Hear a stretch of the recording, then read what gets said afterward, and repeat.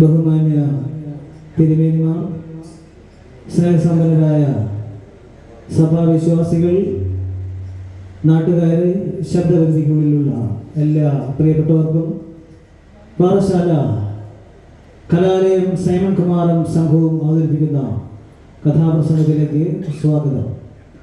പ്രാരംഭമായ ഒരു ഗാനത്തിന് ശേഷം ശ്രീ കലാലയം സൈമൺ കുമാറും സംഘവും അവതരിപ്പിക്കുന്ന കഥാപ്രസംഗം ആരംഭിക്കുന്നു.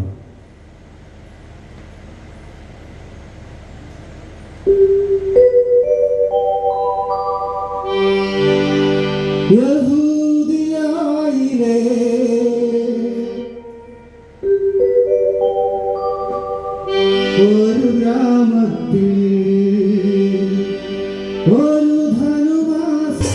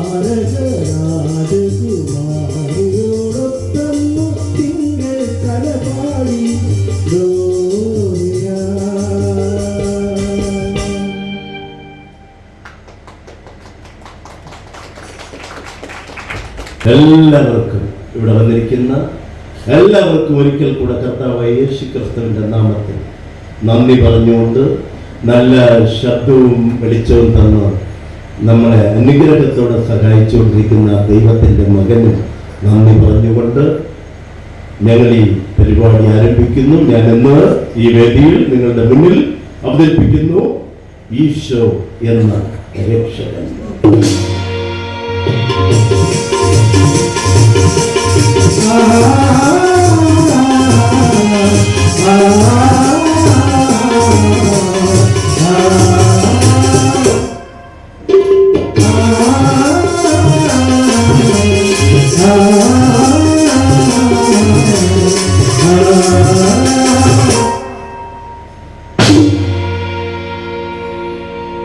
പാലസ്തീനിലെ ഗലീല എന്ന മനോഹരമായ ഒരു ഗ്രാമം. ആ ഗ്രാമത്തിലൊരു കൊച്ചു വീട്. ആ വീടിന്റെ മുറ്റത്ത് അതീവ സുന്ദരിയായ ഒരു പെൺകുട്ടി നിൽക്കുന്നു. ആ പെൺകുട്ടിയുടെ പേര് മറിയം. ഈ മറിയത്തിന്റെ വിവാഹം നിശ്ചയിച്ചിരിക്കുന്നു. ബത്ലഹേം പട്ടണത്തിലെ ജോസഫാണ് മറിയ എന്ന ആ സുന്ദരി പെൺകുട്ടിയെ വിവാഹം കഴിക്കാൻ പോകുന്ന പ്രതിശ്രുത വരൻ. വിവാഹമൊക്കെ നിശ്ചയിച്ചു, അങ്ങോട്ടും ഇങ്ങോട്ടൊക്കെ പോയി ദിവസവും നിശ്ചയിച്ചു. മാസങ്ങൾ 3 കഴിഞ്ഞിരിക്കുന്നു. ഒരു ദിവസം രാത്രിയിൽ ജോസഫ് മറിയ എന്ന പെൺകുട്ടിയെ വിവാഹം കഴിക്കാൻ പോകുന്ന ജോസഫ് ചങ്ക് തകരുന്നൊരു വാർത്ത കേട്ടു. താൻ വിവാഹം കഴിക്കാൻ പോകുന്ന മറിയം ഗർഭിണിയാണ്.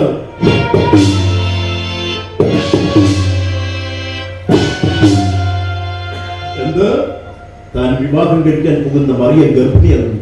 ഇല്ല, ഞാൻ ഈ അപമാനം സഹിക്കില്ല, ഞാൻ അവളെ ഉപേക്ഷിക്കും. സഹിക്കില്ല.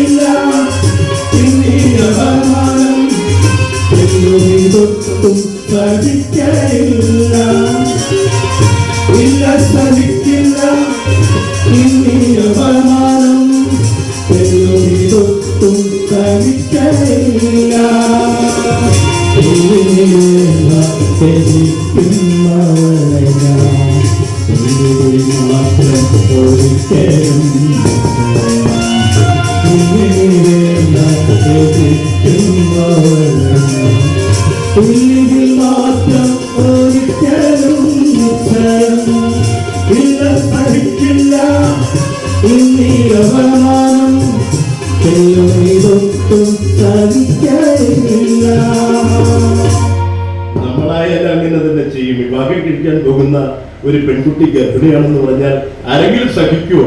ആരും സഹിക്കില്ല. എന്നാൽ ആ രാത്രിയിൽ ജോസഫ് ഉറങ്ങാൻ കിടന്നു.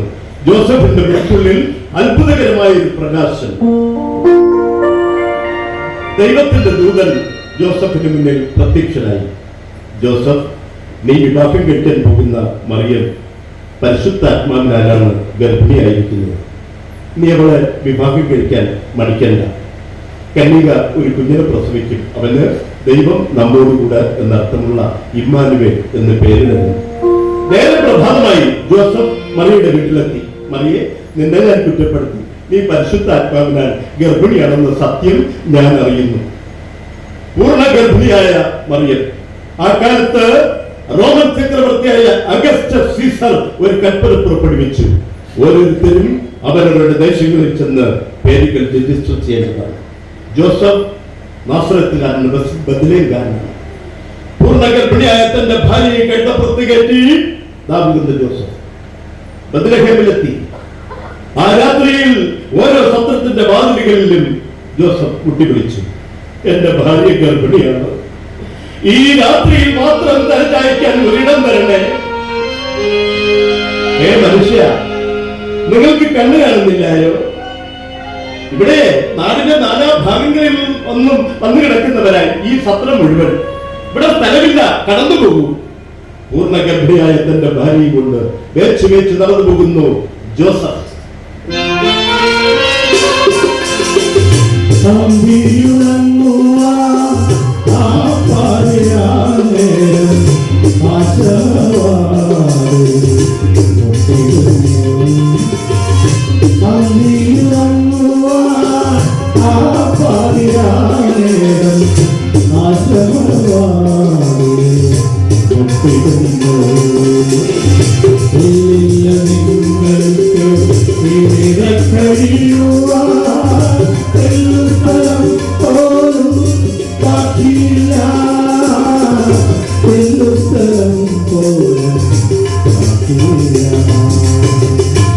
അങ്ങനെ ഒരു തിരുവട്ടം കാണുന്നു. ജോസഫ് മറിയും തിരുവട്ടം കണ്ട സ്ഥലത്തേക്ക് നടന്നു വരുന്നു. അതൊരു കാലിത്തൊഴുത്തായിരുന്നു. ആ കാലിത്തൊഴുത്തിൽ ലോകത്തിന്റെ രക്ഷകനായ ഈശോ ജനിച്ചു.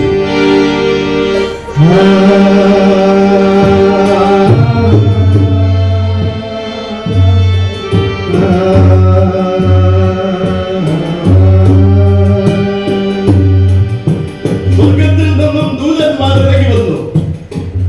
സ്വർഗീയ സൈന്യത്തിന്റെ ഒരു ശബ്ദം കേട്ടു. അത്യുന്നതങ്ങളിൽ ദൈവത്തിന് മഹത്വം, ഭൂമിയിൽ ദൈവപ്രസാദമുള്ള മനുഷ്യർക്കെന്നും സമാധാനം.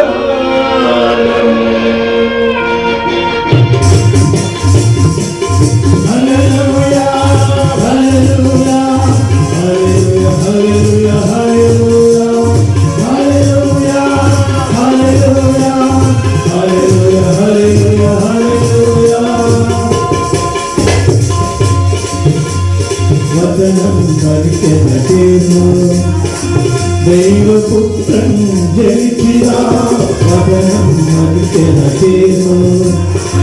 ദൈവപുത്രൻ ജനിച്ചിതാ, അവിതർക്കിതമാം ചരിത്ര സത്യം പ്രത്യക്ഷത്തിൽ പൂർണിമയാ.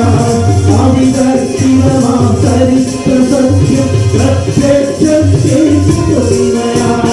Hallelujah, hallelujah, hallelujah, hallelujah, hallelujah, hallelujah, hallelujah, hallelujah, hallelujah, hallelujah.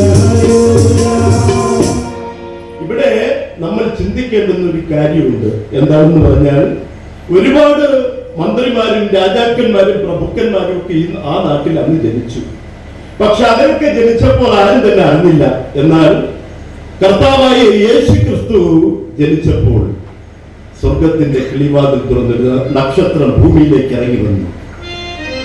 3 വാനനിരീക്ഷകർ എന്ന് പറഞ്ഞാൽ ജ്യോതിശാസ്ത്രജ്ഞർ, ഇന്നത്തെ സയന്റിസ്റ്റുകൾ പലതും പറയുന്നുണ്ട്. മനുഷ്യൻ കുരങ്ങിൽ നിന്നൊക്കെ ഉണ്ടായിരുന്നു. ചിലപ്പോഴൊക്കെ കണ്ണാടി നോക്കുമ്പോൾ എനിക്ക് അങ്ങനെ തോന്നാറുണ്ട്. എങ്കിലും നമ്മൾ കുരങ്ങിൽ നിന്നല്ല, ദൈവത്തിന്റെ സൃഷ്ടിയാണ്. ഭൂമിയിൽ നിന്നും പൊടിയിൽ നിന്നും മനുഷ്യനെ രൂപകൽപ്പന ചെയ്തു. ആ ദൈവത്തിന്റെ ശ്വാസം നാസികയിലൂടെ അകത്തേക്ക് വിട്ടു. അങ്ങനെ മനുഷ്യൻ ജനിച്ചു എന്ന് നമ്മൾ പഠിച്ചതാണ്. അതാണ് സത്യം. ആ കാലത്തെ ശാസ്ത്രജ്ഞന്മാർ അവർ നോക്കുമ്പോൾ ഇതൊരു അത്ഭുത നക്ഷത്രമാണ്, ഇതൊരു ദിവ്യ നക്ഷത്രമാണ്. ഇങ്ങനെ ഒരു നക്ഷത്രം ഒരിക്കലും അവർ കണ്ടിട്ടില്ല. ഇത് ഭാവി രാജാവിനെ അനുസ്മരിപ്പിക്കുന്ന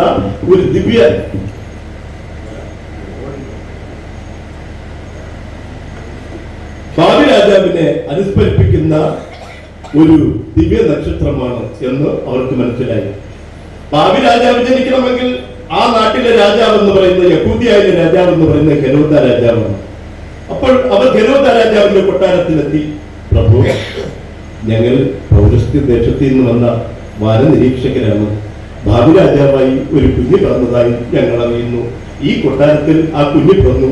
ഞങ്ങൾ മൂറും പൊന്നും കുന്തിരിക്കും ഒക്കെ കൊണ്ടുവന്നിരിക്കുകയാണ്. ആ കുഞ്ഞിനെ ഞങ്ങൾക്ക് നമസ്കരിക്കണം. എന്ത്? ഭാവി രാജാവായി ഈ കൊട്ടാരത്തിൽ ഒരു കുഞ്ഞ് ജനിച്ചു വന്നു. ആരിവിടെ? വന്നു സർവസൈന്യാധിപന്മാർ പലരും. പുരോഹിതന്മാർ വന്നു നിൽക്കുന്നു, മതപണ്ഡിതന്മാർ വന്നു നിൽക്കുന്നു. ഇവർ പറയുന്നത് സത്യമോ? ഭാവി രാജാവിനെ അനുസ്മരിപ്പിക്കുന്ന ദിവ്യ നക്ഷത്രം കിട്ടുമെന്ന് പറയുന്നു. അങ്ങനെയെങ്കിൽ ഈ ഭാവി രാജാവ് എവിടെ, ഏത് നാട്ടിൽ ജനിച്ചു? പ്രഭു, ഞങ്ങളല്ല, വചനം ഇങ്ങനെ പറയുന്നു.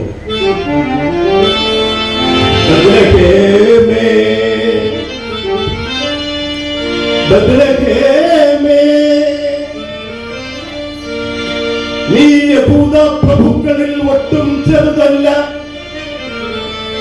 എന്റെ ജനത്തിന്റെ നായകൻ നിന്നിൽ നിന്നുദ്ഭവിക്കും. വാനനിരീക്ഷകരെ പോകുവിൻ, ആ കുഞ്ഞിനെ കുറിച്ചുള്ള കൂടുതൽ വിവരങ്ങൾ ശേഖരിച്ചു വരികയും എനിക്കും നമസ്കരിക്കണം. വാനനിരീക്ഷകർ പോകും, മടങ്ങി വന്നില്ല. ഹെരോദ രാജാവ് ഉറക്കെ വിളിച്ചു, ആരുടെ? നിൽക്കുന്ന ഉടവാളുമായ ഒരു പ്രധാനമന്ത്രി. എന്താ തിരുമനസ്സേ? സൈന്യാധിപൻ, പ്രധാനമന്ത്രി അങ്ങോട്ട് പറയും. യഹൂദയായ പട്ടണത്തിലും ബത്ലഹേമിലും പരിസരങ്ങളിലുമുള്ള 2 വയസ്സിന് താഴെയുള്ള എല്ലാ ശിശുക്കളുടെയും കഴുത്തറുത്ത് കൊല്ലുവൻ.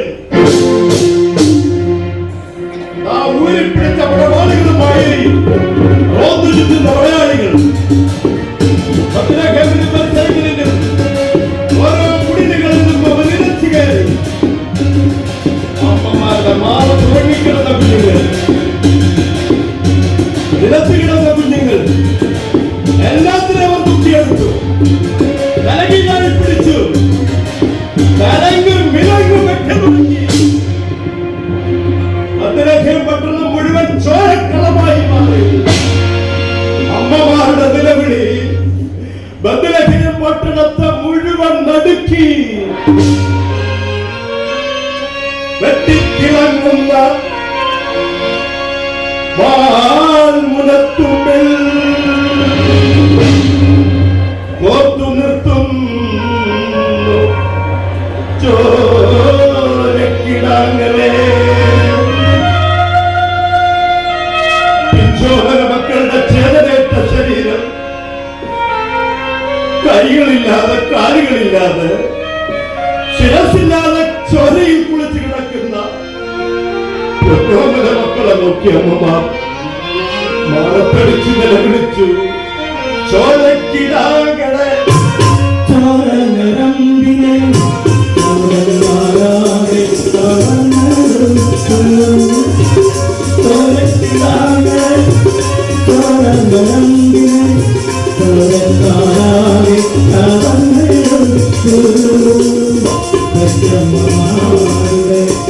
ജീവനോദം ആക്കും സഹിക്കുവാനാവില്ല.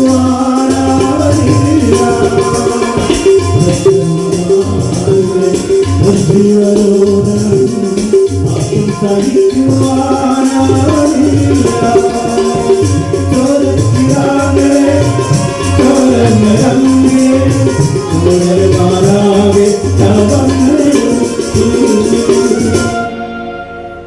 അങ്ങനെയാണല്ലോ നമ്മുടെ കർത്താവായ യേശു ക്രിസ്തുവിന്റെ ജനനം. നമുക്കെല്ലാവർക്കും അറിയാം, അത് ഒരു സത്യമാണ്. ആദിയിൽ വചനം ഉണ്ടായിരുന്നു, വചനം ദൈവമായിരുന്നു, വചനം ദൈവത്തോട് കൂടെയായിരുന്നു. ആദിയിൽ, ഇന്നല്ല, ആദിയിൽ 2024 വർഷങ്ങൾക്ക് മുമ്പല്ല, ആദിയിൽ വചനം ഉണ്ടായിരുന്നു. ആ വചനം ദൈവമായിരുന്നു, വചനം ദൈവത്തോട് കൂടെയായിരുന്നു. ആ വചനം രക്തവും മാംസവുമായി കന്യകയായ മറിയത്തിന്റെ ഉദരത്തിൽ രൂപാന്തരപ്പെട്ടു. ആ വചനം ഭൂമിയിൽ മനുഷ്യപുത്രനായി ജനിച്ചു, ജീവിച്ചു, മരിച്ചു, സ്വർഗാരോഹണം ചെയ്തു. ഇന്നും ജീവിക്കുന്നു, ഇന്നും ജീവിക്കുന്നു. ഹല്ലേലൂയ! കർത്താവായ യേശു ക്രിസ്തു ഇന്നും ജീവിക്കുന്നു. അങ്ങനെ നമ്മൾ നാവുകൊണ്ട് ഹൃദയം തുറന്ന് പറയുമ്പോഴാണ് നമുക്ക് അനുഗ്രഹം ലഭിക്കുന്നത്. വർഷങ്ങൾ പലത് കഴിഞ്ഞു. കർത്താവായ യേശു ക്രിസ്തുവിന്റെ പ്രേക്ഷിത പ്രവർത്തനം എന്ന് പറയുന്നത് നമുക്ക് എല്ലാവർക്കും അറിയാം. വെറും 3.5 വർഷം മാത്രമാണ്. 33.5 വർഷം ഈ ഭൂമിയിൽ ജീവിച്ച കർത്താവായ യേശു ക്രിസ്തുവിന്റെ പ്രേക്ഷിത പ്രവർത്തനം 3.5 വർഷം മാത്രം. ആ 3.5 വർഷം കൊണ്ട് ഒരു മനുഷ്യൻ എങ്ങനെ ജീവിക്കണമെന്നും ഒരു മനുഷ്യൻ മറ്റൊരു മനുഷ്യനെ എങ്ങനെ സ്നേഹിക്കണമെന്നും കർത്താവായ യേശു ക്രിസ്തു നമ്മളെ ഓരോരുത്തരെയും പഠിപ്പിച്ചിരിക്കുന്നു. വർഷങ്ങൾ കഴിഞ്ഞുപോയി. ഈശോയ്ക്ക് ഇന്ന് 30 വയസ്സുണ്ട്. 12 വയസ്സ് മുതൽ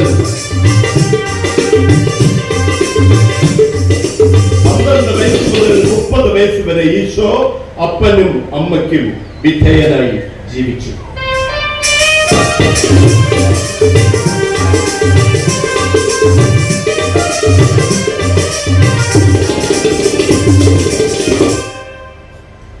വയസ്സുള്ള ഈശോ ദാ വരുന്നു.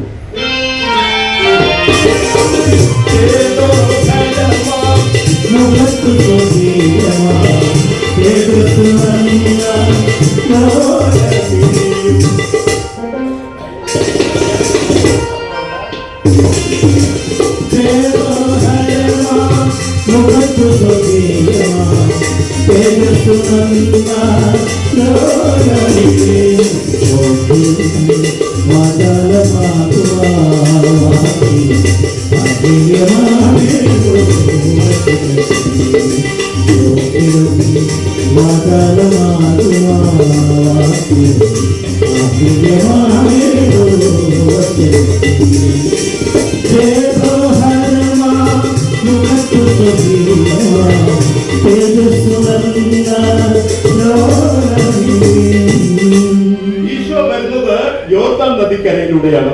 യോർദാൻ നദിക്കരയിലൂടെ ഈശോ നടന്നു വരികയാണ്, അലസമായി നടന്നു വരികയാണ്.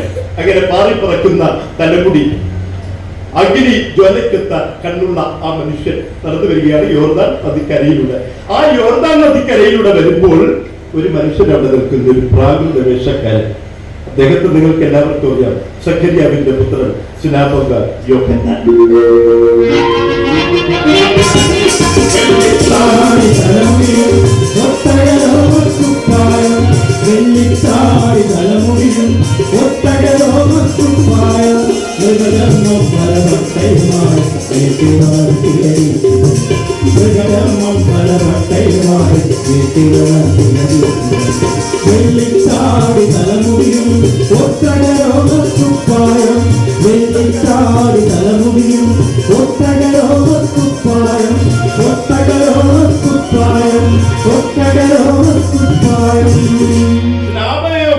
യോർദാൻ നദിയിൽ നിൽക്കുന്നത് കണ്ടപ്പോൾ അവിടുത്തെ ജനങ്ങളൊക്കെ ഓടിക്കൂടി. ജനങ്ങൾ എന്ന് പറഞ്ഞാൽ എല്ലാം യഹൂദന്മാരാണ്. യഹൂദന്മാരും പരീക്ഷന്മാരും മഹാപുരോഹിതന്മാരും മതപണ്ഡിതന്മാരും ശാസ്ത്രിമാരും ഒക്കെ ഓടിക്കൂടി. ജനങ്ങൾ കൂടിയപ്പോൾ യോഹന്നാന്റെ ചിന്ത അങ്ങ് മാറി. യോഹന്നാൻ അവരെ വിളിച്ചു, സർപ്പസന്തതികളെ, സർപ്പസന്തതികളെ.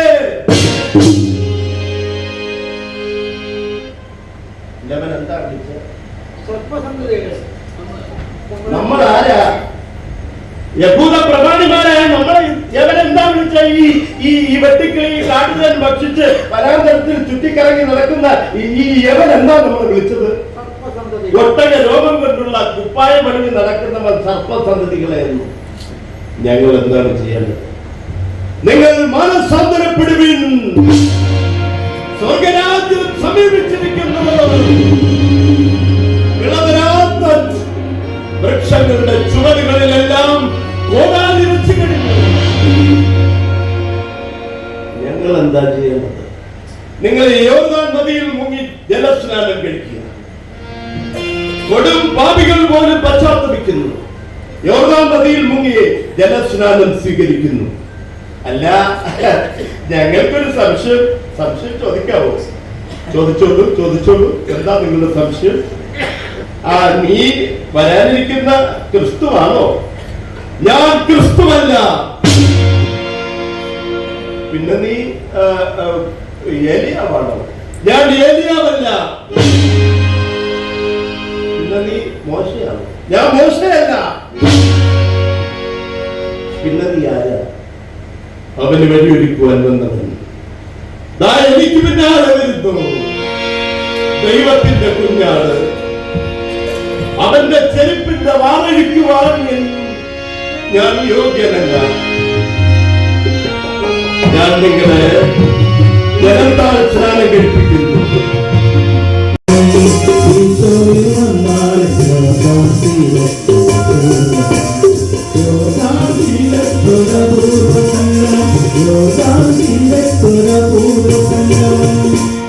അല്ല ഈശോയെ, അങ്ങെന്താണ് ഈ യോർദാൻ നദിക്കരയിൽ എന്റെ അരികിൽ എന്തിനാണ്? യോഹന്നാൻ, നീ എന്നെ ഈ യോർദാൻ നദിയിൽ മുക്കി ജലസ്നാനം ചെയ്യുക.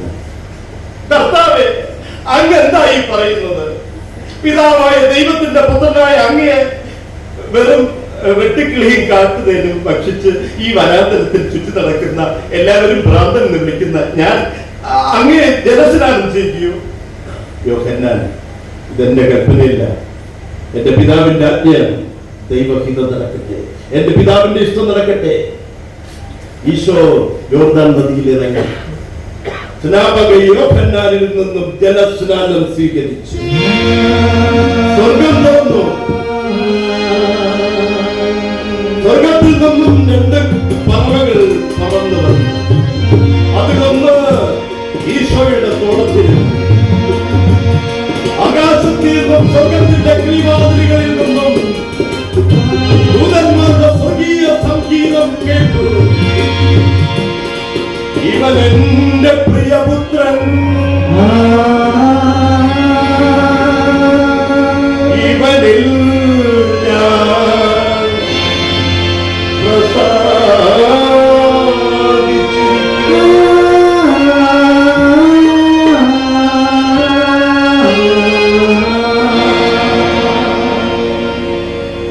ഈർന്നണിഞ്ഞ വസ്ത്രവുമായി നടന്നു പോകുന്ന ഈശോയെ നിറക്കണ്ണുകളോടെ സ്നാപക യോഹന്നാൻ നോക്കി നിന്നു. താൻ എന്തിനാണോ ഈ ഭൂമിയിൽ വന്നത്, ആ ദൗത്യം പൂർത്തിയായിരിക്കുന്നു. ലോകത്തിന്റെ രക്ഷകനായ വചനം ജഡമായി തീർന്ന പിതാവായ ദൈവത്തിന്റെ പുത്രനായ ഈശോ മിശിഹായെ ഞാൻ ജലസ്നാനം ചെയ്തിരിക്കുന്നു. ഞാൻ കൃതാർത്ഥനായിരിക്കുന്നു. ഇനി കർത്താവായ ഈശോയുടെ ചെറിയ ചെറിയ അത്ഭുതങ്ങളും അടയാളങ്ങളുമാണ് ഞാൻ നിങ്ങളുടെ മുന്നിൽ അവതരിപ്പിക്കുവാൻ പോകുന്നത്. അതിനു മുൻപായി ഈശോ ഗലീല കടൽക്കരയിലൂടെ നടന്നു പോവുകയാണ്. ഗലീല കടൽക്കരയിലൂടെ നടന്നു പോകുമ്പോൾ രണ്ടുപേർ വല വീശുന്നു. പത്രോസും അന്ത്രയോസും രണ്ടുപേരും അങ്ങനെ വിഷണ്ണരായി നിൽക്കുമ്പോൾ ഈശോ അവിടെ അടുക്കൽ ചെന്നു. എന്താ, മത്സ്യം നിറയെ കിട്ടിയോ? എവിടെ? കടലിൽ എരിഞ്ഞു കിടക്കുക. 2 ദിവസം കൊണ്ട് ഒരു മത്സ്യം പോലും കിട്ടിയില്ല. ഞങ്ങൾ ആരോ പട്ടിണിയില്ല. ആഴത്തിലോട്ട് വലിയിറക്കും. ഈ രാത്രിയിൽ കർത്താവായ ഈശോ മിശിഹ നിങ്ങളോട് ഓരോരുത്തരോടും പറയുന്നു, പ്രിയപ്പെട്ട മക്കളെ, ആഴത്തിലോട്ട് വലയിറക്കും. നിങ്ങളുടെയൊക്കെ വിശ്വാസം നാവിൽ തുള്ളിയാണ്. ആഴത്തിലോട്ട് ഹൃദയത്തിനുള്ളിലേക്ക് നിങ്ങളുടെ വലകളെ ഇറക്കുക. ഞങ്ങൾ ഇന്നലെ ഇവിടെ വലയിറക്കിയതാ, ഒരു മത്സ്യം പോലും കിട്ടിയില്ല. പിന്നെ നിന്നെ കണ്ടിട്ട് ഏതൊരു പ്രവാചകനെ പോലെ തോന്നുന്നു. നീ പറഞ്ഞതിന് വേണ്ടി ഞങ്ങൾ ഇവിടെ വലയിറക്കാം. വലയിറക്കി, വല കയറുന്നില്ല. എന്താണ്? വല കയറുന്നില്ല. അത് വല്ല കല്ലേലും കുരുങ്ങി കാണും. കല്ലേലും കുരുങ്ങിയതല്ല, ഓടി വരിയില്ലടാ. അവര് പിടിച്ചു കയറ്റുന്നു. വല കരയ്ക്ക് കൊണ്ടുവന്നു. വല നിറയെ മത്സ്യം. അത്ഭുതം, മഹാത്ഭുതം. അല്ല, നീ ആരാണ്? പറയൂ, നീ ആരാണ്? എന്നെ അനുഗമിക്കുന്നു, നിങ്ങൾക്ക് എന്നെ കണ്ടെത്താം. ഈ രാത്രിയിൽ കർത്താവ് നിങ്ങളോട് ഓരോരുത്തരോടും പറയുന്നു, മൈലച്ചല്ല ദേശത്തിലെ നിവാസികളോട് പറയുന്നു, എന്നെ അനുഗമിക്കുന്നു. കർത്താവായ യേശു ക്രിസ്തുവിനെ അനുഗമിക്കുമെൻ നിങ്ങൾക്ക് കണ്ടെത്താം. അനുഗമിക്കാത്ത ഒരു മനുഷ്യനും കർത്താവിനെ കണ്ടെത്തുവാൻ സാധിക്കില്ല. വെറുതെ അനുഗമിക്കുവാൻ സാധിക്കുമൊന്നുമില്ല. അനുഗമിക്കണമെങ്കിൽ ചില കാര്യങ്ങളൊക്കെ ഉണ്ട്. ആ കാര്യങ്ങൾ ഞാനിവിടെ പറയുന്നില്ല, നമ്മുടെ ബഹുമാനപ്പെട്ട പുരോഹിതർ പിന്നെ നിങ്ങൾക്ക് പറഞ്ഞു തന്നു. അവരനുഗമിച്ചു. പത്രോസ്, അന്ത്രയോസ്, യാക്കോബ്, യോഹന്നാൻ, ബർത്തലോമായി, മത്തായി, അങ്ങനെ ഈശോ മിശിഹായ്ക്ക് 12 അപ്പോസ്തലന്മാർ. പത്രോസ്, അന്ത്രയോസ്, യാക്കോബ്, യോഹന്നാൻ, ഫിലിപ്പോസ്, പത്രോസ്, യാക്കോബ്, യോഹന്നാൻ, ഫിലിപ്പോസ്, ബർത്തലോമായി, മത്തായി,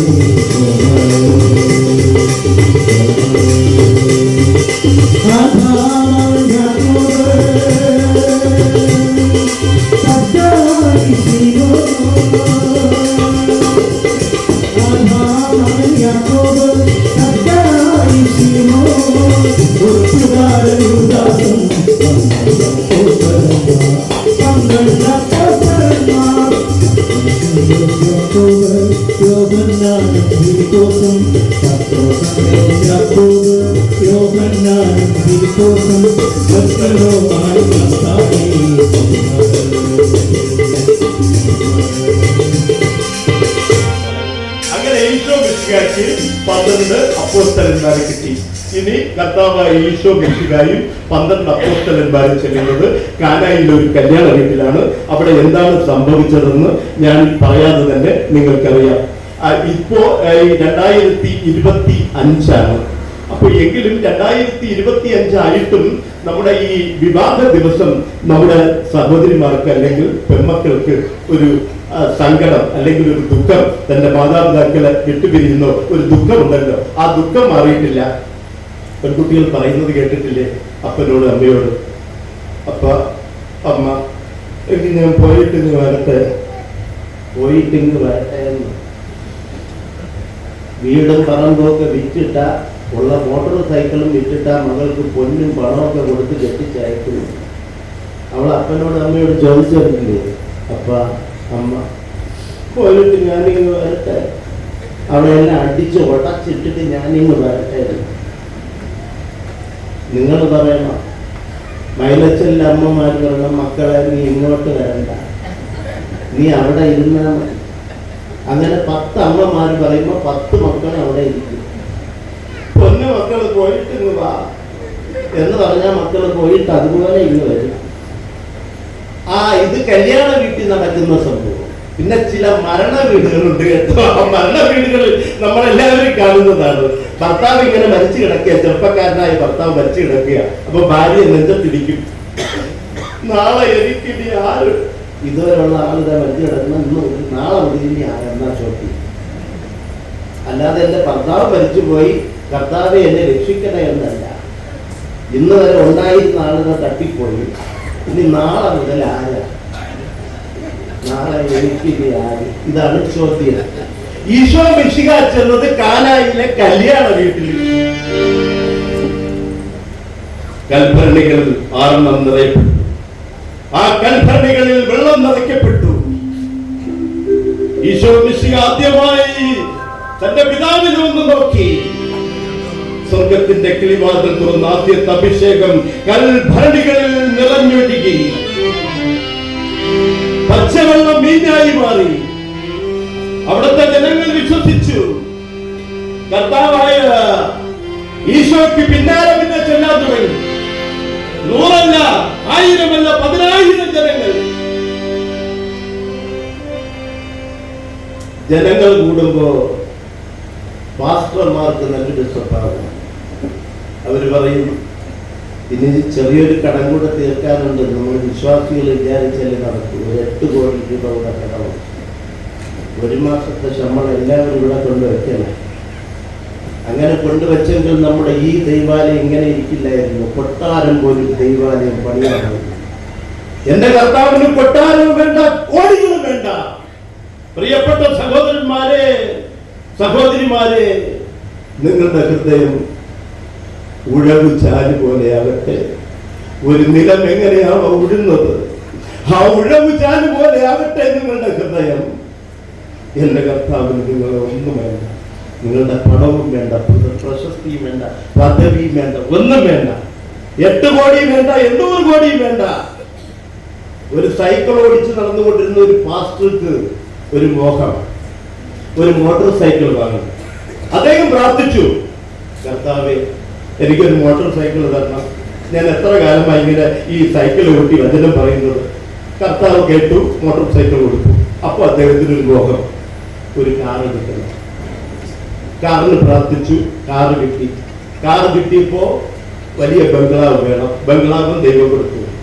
എല്ലാം ദൈവം കൊടുക്കും, ചോദിക്കുന്നതെല്ലാം ദൈവം കൊടുക്കും. പക്ഷേ മനുഷ്യ, ഈ ലോകം മുഴുവൻ നീ നേടിയാലും നിന്റെ ഹൃദയത്തെ, നിന്റെ ആത്മാവിനെ നീ നഷ്ടപ്പെടുത്തിയാൽ അതുകൊണ്ട് എന്ത് പ്രയോജനമെന്ന് എന്റെ കർത്താവ് നിങ്ങളോട് ചോദിക്കുന്നു.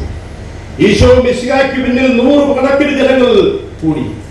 ഈശോ തന്റെ ശിഷ്യരുമൊത്ത് ആ പാറപ്പുറത്ത് കയറി, മലമുകളിൽ കയറി. ലോക ചരിത്രത്തിൽ ലിഖിതങ്ങളാൽ എഴുതപ്പെട്ട ആ ഗിരിപ്രഭാഷണം ഈശോ ആരംഭിച്ചു.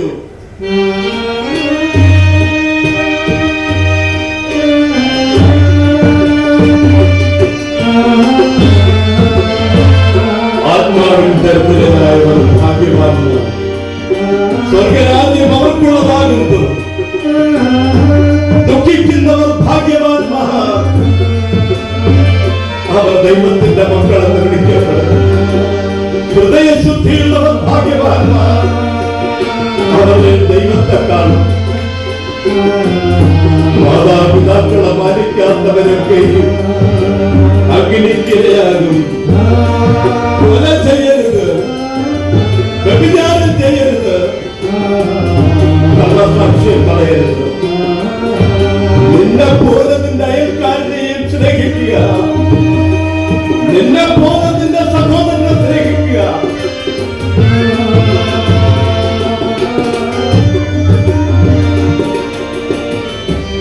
കർത്താവ് മലമുകളിൽ പറഞ്ഞ പ്രധാനപ്പെട്ട ഒരു കാര്യം ഞാൻ ഈ രാത്രിയിൽ നിങ്ങളോട് പറയുന്നു.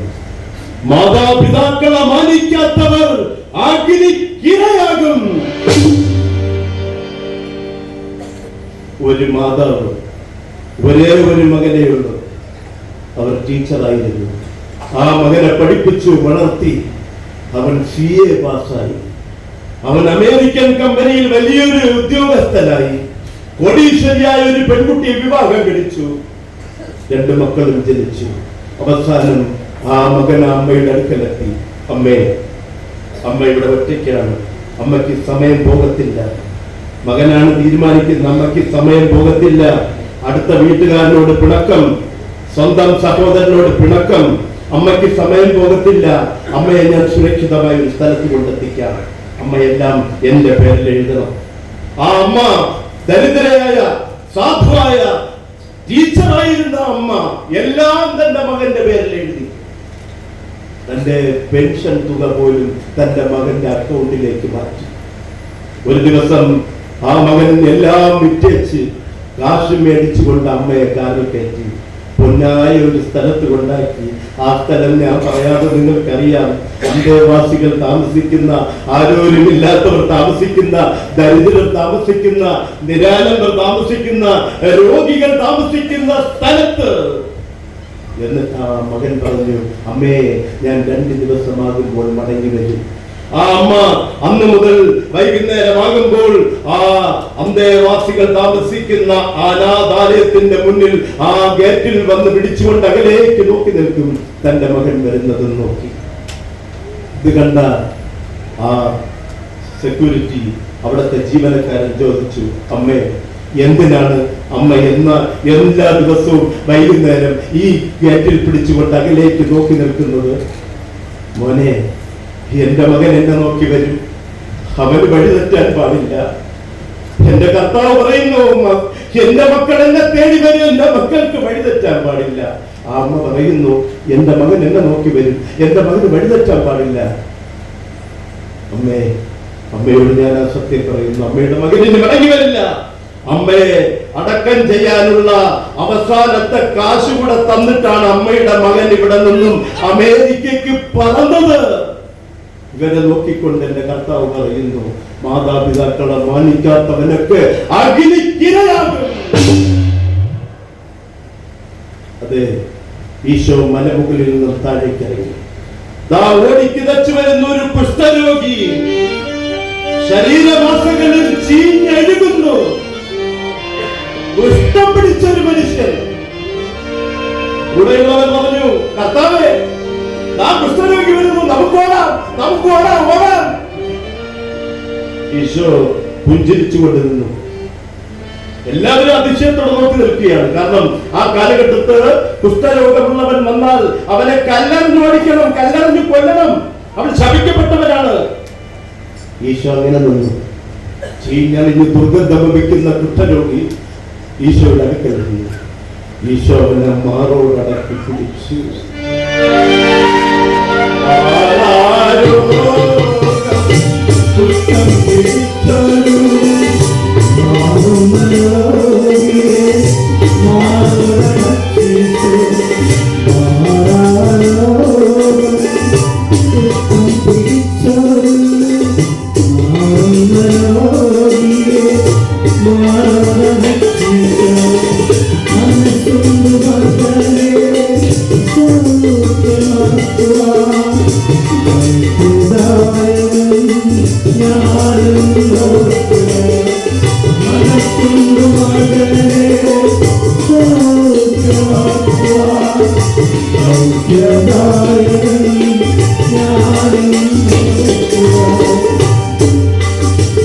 അവിടെല്ലാം ഒരു സ്വർഗീയ സുഗന്ധം. ആ കുഷ്ഠരോഗിയുടെ കുഷ്ഠം മാറി.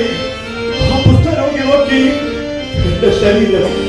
ആ കുഷ്ഠരോഗി ഉറക്ക അലറിക്കരഞ്ഞു, കർത്താവേ, ഈ ലോകം മുഴുവൻ ശപിക്കപ്പെട്ടവനായി കണ്ട മനുഷ്യനാക്കി നീ മാറ്റി. പിന്നെ കുഷ്ഠരോഗികളുടെ ഒരു നീണ്ട നില. എല്ലാവരെയും എന്റെ കർത്താവ് കൊണ്ട് സൗഖ്യമാക്കി. ഈശോയും അനുയായികളും ചെന്നത് ബഥസ്താക്കുളത്തിന്റെ കരയിൽ. ബഥസ്താക്കുളം നിങ്ങൾക്ക് എല്ലാവർക്കും അറിയാം. അവിടെ 5 മണ്ഡപമുണ്ട്. ഓരോ മണ്ഡപത്തിലും 100 കണക്കിന് രോഗം പിടിച്ച രോഗികൾ വർഷങ്ങളായി കാത്തുകിടക്കുകയാണ്. എന്താണെന്ന് നിങ്ങൾക്ക് അറിയാമോ? ഉത്സവ ദിവസം, ഒരു വർഷത്തിന് ഒരു ഉത്സവമുണ്ട്. ആ ഉത്സവ ദിവസം ഈ കുളത്തിൽ ദൂതൻ വരും, വെള്ളത്തെ ഒന്ന് കലക്കും. ഈ വെള്ളം കലങ്ങുമ്പോൾ ആദ്യം ആരാണോ ഈ വെള്ളത്തിനുള്ളിൽ ഇറങ്ങുന്നത് അവന് രോഗസൗഖ്യം വരും. കഴിഞ്ഞ 38 വർഷമായി പക്ഷവാതം പിടിപെട്ട് ഒരേ കിടക്കയിൽ കിടക്കുന്ന ഒരു രോഗി അവിടെ കിടക്കുകയാണ്. അവൻ ഈശോ വരുന്നത് കണ്ടു. അവൻ ഉറക്കെ വിളിച്ചു, ദാവീദ് പുത്ര, ദാവീദ് പുത്ര. അദ്ദേഹത്തിന്റെ വിശ്വാസം നോക്കണേ, ദാവീദ് പുത്ര. നമ്മൾ അങ്ങനെ വിളിക്കണം, ദാവീദ് പുത്ര. ഈശോവിന്റെ അടുക്കലെത്തി. എന്താ, നിനക്ക് സുഖമാകാൻ മനസ്സുണ്ടോ? ഉണ്ട് കർത്താവേ, ഉണ്ട്. കഴിഞ്ഞ 38 വർഷമായി ഒരേ കിടപ്പ. ഇവിടെ കിടന്നുകൊണ്ടാ എല്ലാം സാധിക്കുന്നത്. എന്നെ തിരിഞ്ഞു നോക്കാൻ ഒരു മനുഷ്യൻ പോലുമില്ല. നിനക്ക് മനസ്സുണ്ടെങ്കിൽ മകനെ എഴുന്നേറ്റ് വരിക. അവൻ ചാടി എഴുന്നേറ്റു. ഞാൻ പറയും, അവൻ കട്ടിലും എടുത്തോണ്ട് ഓടി. കാരണം അത്രയ്ക്ക് ആരോഗ്യം അവന് ലഭിച്ചു. അവൻ ദൈവത്തെ വാഴ്ത്തി സ്തുതിച്ചു പാടി.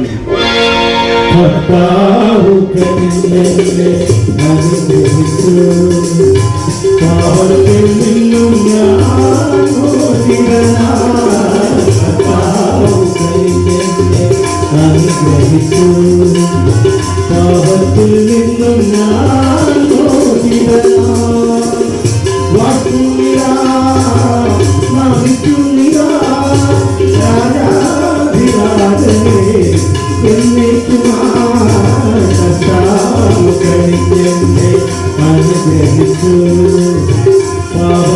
നിന്നും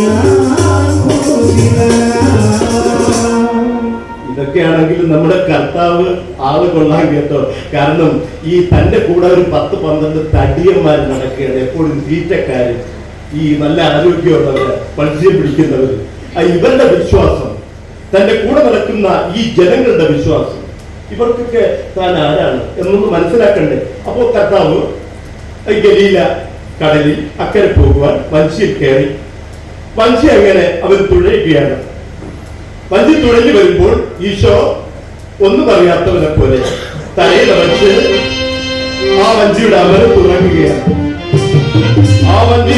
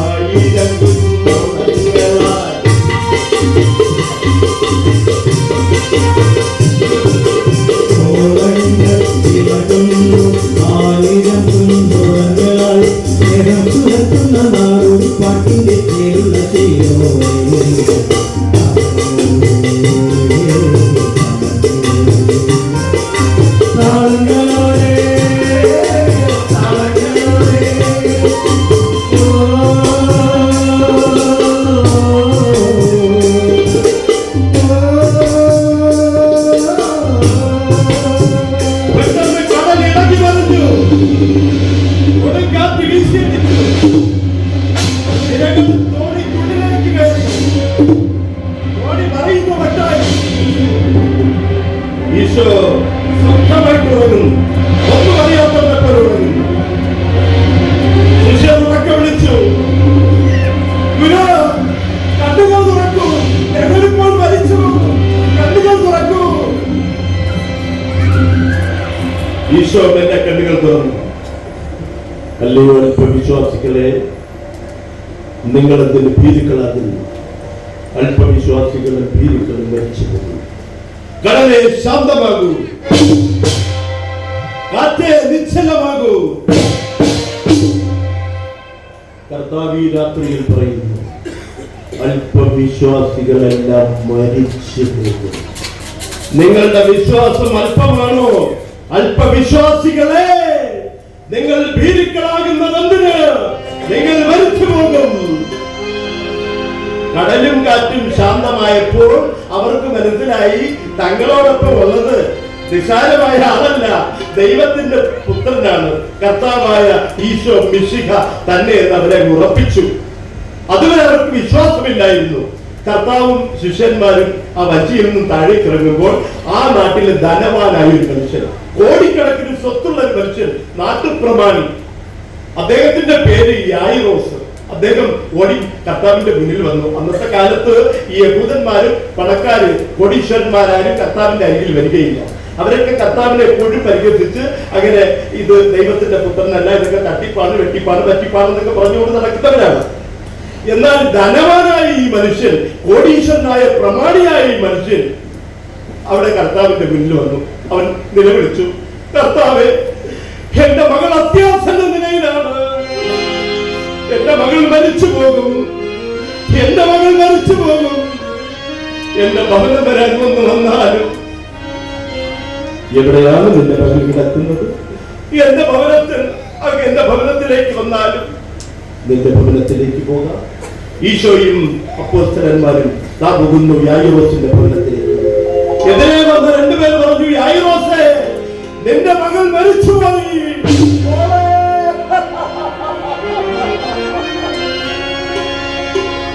യായിറോസ്, കരയണ്ട, നിന്റെ മകൾ മരിച്ചിട്ടില്ല, സമാധാനമായി.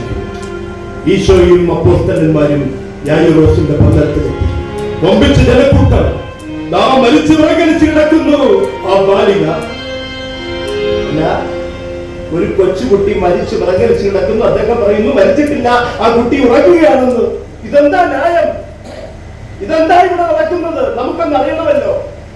ഈശോ മിശിഹ ആ കുട്ടിയുടെ മകനെ എഴുന്നേൽക്കുക.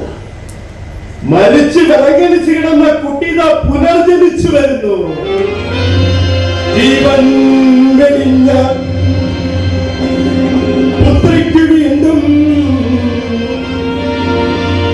ജീവൻ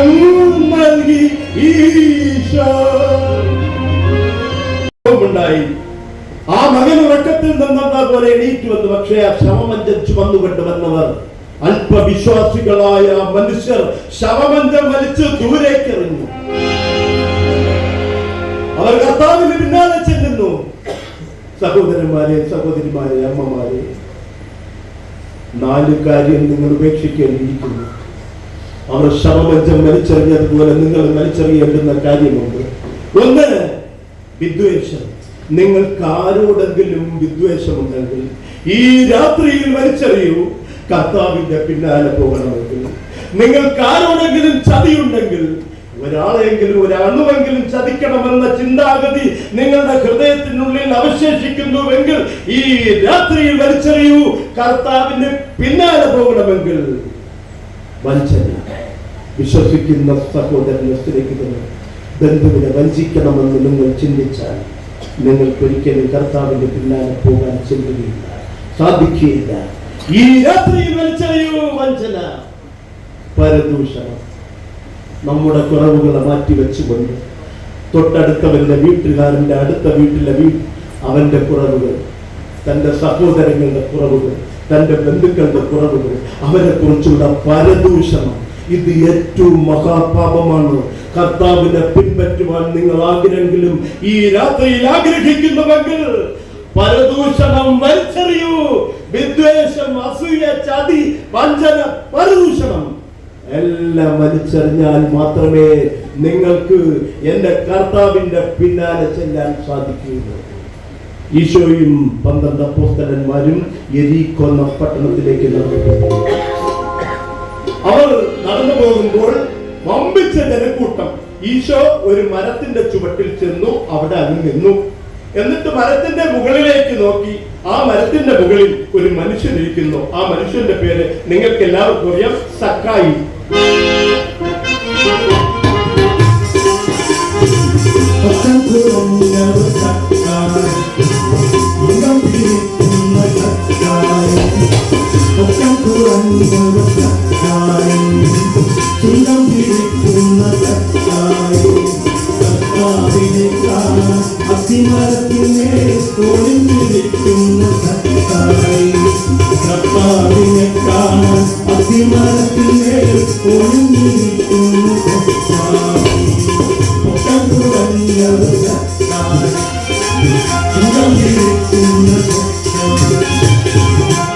ഈ സക്കായിയെ നിങ്ങൾ നേരിട്ട് കണ്ടിട്ടില്ലെങ്കിൽ ഞാൻ വളരെ കഷ്ടപ്പെട്ട് ഇവിടെ കൊണ്ടുവന്നിട്ടുണ്ട്. ഇത് എന്നെ സക്കായി ഇപ്പൊ അല്പം പൊങ്ങി എന്നേ ഉള്ളൂ. ഇതിൽ നിന്നും ഒരു 1.5 അടി കൂടെ താഴ്ന്നു കഴിഞ്ഞാൽ കൃത്യം സക്കായി തന്നെ. ഒരുപാടുപെട്ടാണ് ഞാൻ ഇവിടെ എത്തിച്ചത്. അപ്പോ ഈ സക്കായി എന്തായി മരത്തിന് മുകളിൽ കയറിയിരിക്കുന്നത്? സക്കായിക്ക് വേറെ ജോലിയില്ലാഞ്ഞിട്ടല്ല, കർത്താവിലുള്ള അടങ്ങാത്ത വിശ്വാസം, താനൊരു പാപിയാണെന്നുള്ള ആ ഒരു പശ്ചാത്താപം, താനൊരു ചുങ്കം പിരിവുകാരനാണ്, താനൊരു കൊള്ളക്കാരനാണ്, മനുഷ്യനെ പിഴിയുന്ന ഒരു മനുഷ്യനാണ്, താൻ കോടിക്കണക്കിന് നേടി വെച്ചേക്കുകയാണ്. ഇതൊന്നും എനിക്ക് കൊണ്ടുപോകാൻ സാധ്യമല്ല. എന്നാൽ എന്റെ കർത്താവിലൂടെ മാത്രമേ എനിക്ക് പാപമോചനവും നിത്യജീവനും പ്രാപിക്കുവാൻ കഴിയൂ എന്ന ഉറച്ച വിശ്വാസം. പക്ഷെ സക്കായിക്ക് ഈ ജനങ്ങളുടെ ഇടയിൽ നിന്നാൽ കർത്താവിനെ കാണാൻ പറ്റത്തില്ല. അതുകൊണ്ടാണ് മരത്തിന്റെ മുകളിൽ കയറി സുഖമായിട്ടിരിക്കുന്നത്. കർത്താവിനെ ശരിക്കൊന്ന് കാണണം. പക്ഷേ സക്കായി കർത്താവിനെ കാണുന്നതിന് മുമ്പ് കർത്താവ് സക്കായിയെ കണ്ടു. സക്കായി ഇറങ്ങി വരും. സക്കായി ഒരു ചാട്ടം, അവൻ ചാടി ഇറങ്ങി. സക്കായി, ഇന്ന് നിന്റെ ഭവനത്തിലാണ് നമ്മുടെ അത്താഴം. സക്കായിക്ക് ഇതിൽ പരം സന്തോഷമില്ല. ജനങ്ങളൊക്കെ ഓടിക്കൂടി കർത്താവ് വന്നിരിക്കുന്നു. ഈശോ മിശിഹ സക്കായിയുടെ ഭവനത്തിൽ വന്നിരിക്കുന്നു. വലിയ വിരുന്ന് സൽക്കാരം. കർത്താവ് ഭക്ഷണത്തിലിരുന്നു. എല്ലാവരും പറഞ്ഞു, ഈ കർത്താവായ യേശു ക്രിസ്തു ദൈവത്തിന്റെ പുത്രനാണെന്ന് പറയുന്നു, അല്ലയോ? നമ്മളൊക്കെ അത് കേട്ടുകൊണ്ട് കുറെ കാലം കൊണ്ട് നടക്കുകയല്ലയോ? എന്നാ ഒരു കാര്യം, എന്താ നമ്മുടെ വീട്ടിൽ വരാൻ? നമ്മൾ കൃത്യമായ കാണിക്കയിടുന്നു. നമ്മുടെ വീട്ടിൽ ഒടിഞ്ഞു കിടന്ന ഒരു വാഴ വെട്ടി മുറിച്ച് ഇവിടെ കൊണ്ടുവന്ന് കൊല വെച്ചു, അല്ലയോ? കാണിക്ക കൊടുത്തു, എല്ലാം കൊടുത്തു. പക്ഷെ കർത്താവ് നമ്മുടെ വീട്ടിൽ എന്താ വരാത്തെ? എടാ ഈ ചുങ്കക്കാരന്റെ ഈ വ്യഭിചാരിയുടെ ഈ കള്ളന്റെ ഈ കൊലപാതകളുടെ വീട്ടിലൊക്കെ ഇദ്ദേഹം കയറി ചെല്ലുന്നു. ഇദ്ദേഹം എങ്ങനെയാ ദൈവത്തിന്റെ പുത്രനാകുന്നത്? സഹോദരന്മാരെ, കർത്താവ് പറഞ്ഞു 100 കുഞ്ഞാടുകളുമായി ഒരു ഇടയൻ പോവുകയായിരുന്നു. അതിൽ ഒന്നിനെ നഷ്ടപ്പെട്ടാൽ ആ 99 പെരുവഴിയിൽ ഉപേക്ഷിച്ചിട്ട് നഷ്ടപ്പെട്ട ഒന്നിനെ തേടിയ ഇടയൻ അലയും. ആ നഷ്ടപ്പെട്ട ഒന്നിനെ കണ്ടെത്തുമ്പോൾ സ്വർഗരാജ്യം സന്തോഷിക്കും. നഷ്ടപ്പെട്ടവനായിരുന്നു ഈ സക്കായി. അവനെ ഞാൻ കണ്ടെത്തിയിരിക്കുന്നു. സക്കായി പറഞ്ഞു, കർത്താവേ, ഞാൻ കരം പിരിച്ചും കള്ളക്കണക്ക് എഴുതി കോടികൾ സമ്പാദിച്ചു. അതിന്റെ 10 ഇരട്ടിയായി ഞാൻ ഈ ജനങ്ങൾക്ക് മടക്കി കൊടുക്കാം. പറയൂ സഹോദരന്മാരെ, ഈ രാത്രിയിൽ 10 ഇരട്ടിയായി നിങ്ങൾ നേടിവെച്ചത്, അർഹതയില്ലാതെ നേടിവെച്ചത് മടക്കി കൊടുക്കുവാൻ തയ്യാറുണ്ടോ? കർത്താവ് പറഞ്ഞു, കേട്ടുവോ നിങ്ങൾ? സക്കായി പറഞ്ഞത് കേട്ടുവോ? 10 ഇരട്ടിയായി തന്റെ പാപത്തെ മടക്കി കൊടുക്കുവാൻ സക്കായി ഈ രാത്രിയിൽ തയ്യാറായിരിക്കുന്നു. സക്കായിയെ തേടിയാണ് ഞാൻ വന്നത്. സക്കായി, ഇന്ന് മുതൽ നീ സ്വർഗരാജ്യത്തിന്റെ പുത്രനായിരിക്കുന്നു, സ്വർഗരാജ്യത്തിന് അവകാശിയായിരിക്കുന്നു. ഈശോയും ശിഷ്യന്മാരും നടത്തിയിരുന്നത് ബഥന്യയിലൂടെ നടന്നു ചെല്ലുമ്പോൾ അലമുറയിട്ട് കരഞ്ഞുകൊണ്ടൊരു സഹോദരി വരുന്നു. മാർത്ത ഈശോയുടെ അടുക്കൽ വരുന്നു. കർത്താവേ, എന്റെ പ്രിയ സഹോദരൻ ലാസർ മരിച്ചുപോയി. ഒരിക്കൽ പോലും കണ്ണുനീർ വീഴ്ത്തിയിട്ടില്ലാത്ത ഈശോയുടെ കണ്ണിൽ നിന്നും കണ്ണുനീർ തുള്ളികൾ ഇറ്റിറ്റ് വീഴുന്നു. ലാസർ, മാർത്ത, മറിയം, കർത്താവിനെന്നും പ്രിയപ്പെട്ടവർ, ദരിദ്ര കുടുംബം, വളരെ പാവപ്പെട്ടവർ. എന്റെ ഈശോ ആ ദരിദ്ര കുടുംബത്തിൽ ചെന്നിരിക്കും. അവരോടെല്ലാം തന്റെ സുവിശേഷം അറിയിക്കും. എന്റെ പ്രിയപ്പെട്ട ലാസറിന് എവിടെയാണ് അടക്കം ചെയ്തിരിക്കുന്നത്? ആ കല്ലറയിൽ ഇനി അങ്ങോട്ട് പോകേണ്ടതില്ല. മരിച്ച് 4 ദിവസമായി. സഹിക്കാനാവാത്ത ദുർഗന്ധം. ഈശോ ആ കല്ലറയുടെ അരികിലേക്ക് നടന്നു. 100 കണക്കിന് ജനങ്ങൾ പിന്നാലെ. ശിഷ്യന്മാരെല്ലാം അത്ഭുതത്തോടെ നോക്കി നിൽക്കുന്നു. കർത്താവ് പറഞ്ഞു, ഈ കല്ലറയിലെ കല്ലെടുത്ത് മാറ്റൂ. എന്ത്? മരിച്ച് 4 ദിവസമായി, ശവം അഴുകി തുടങ്ങി, ചീഞ്ഞു നാറുന്നു. ഇവിടെ മനുഷ്യർക്ക് നിൽക്കാൻ കഴിയില്ല. അദ്ദേഹം പറയുന്നു, ആ കല്ലറയിലെ കല്ലെടുത്ത് മാറ്റാൻ. ഇതെന്താ കാര്യം? അല്ല, എന്താണ് സംഭവിക്കുന്നതെന്ന് നമുക്കൊന്ന് നോക്കണമല്ലോ.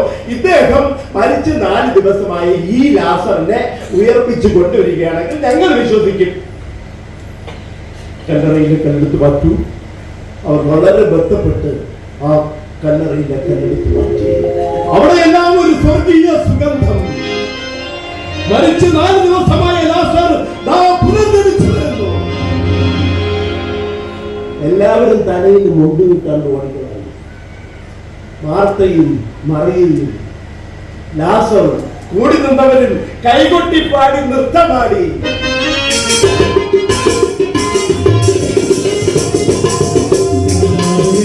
കല്യാണ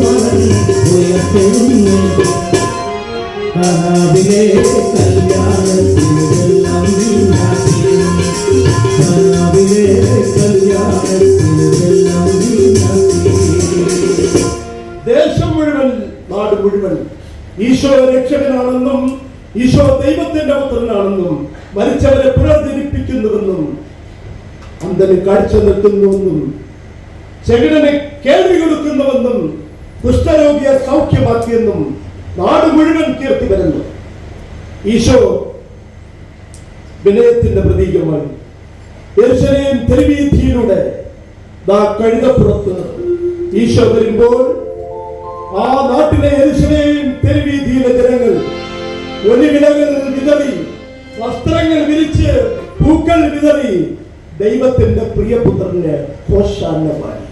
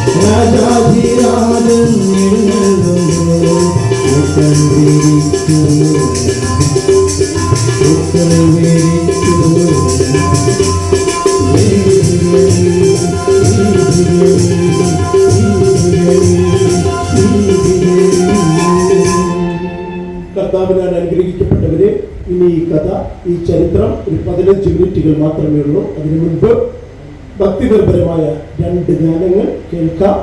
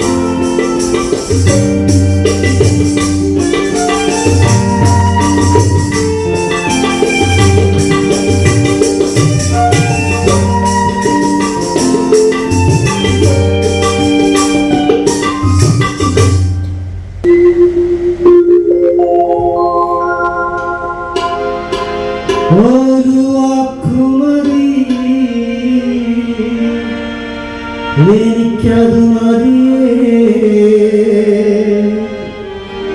ഒരു വാക്കു മതി, എനിക്കത് മതിയേ.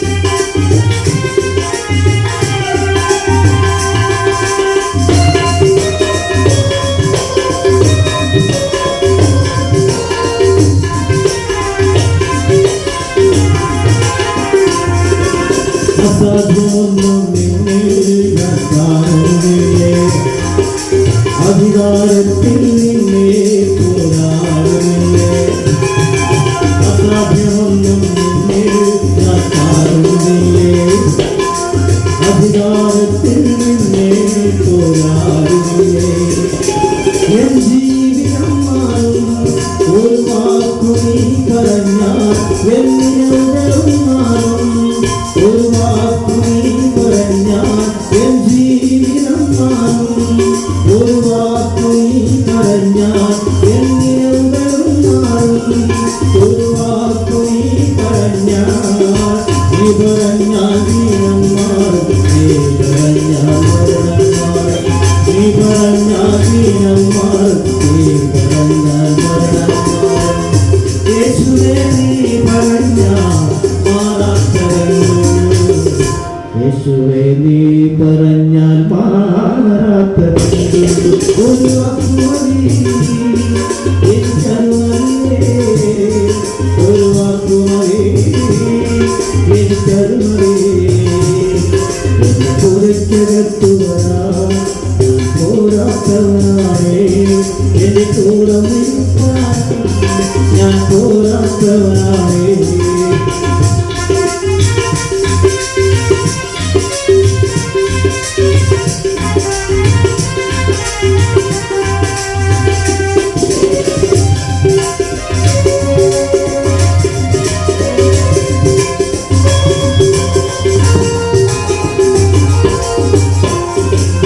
എനിക്ക് പുകഴാനായി ഭൂമിയിലെ യേശുവിനെ പോഷകൻ വേറാരുമില്ലേ, എനിക്ക് പുകഴാനായി ഭൂമിയിലെ യേശുവിനെ പോഷകൻ വേറാരുമില്ലേ.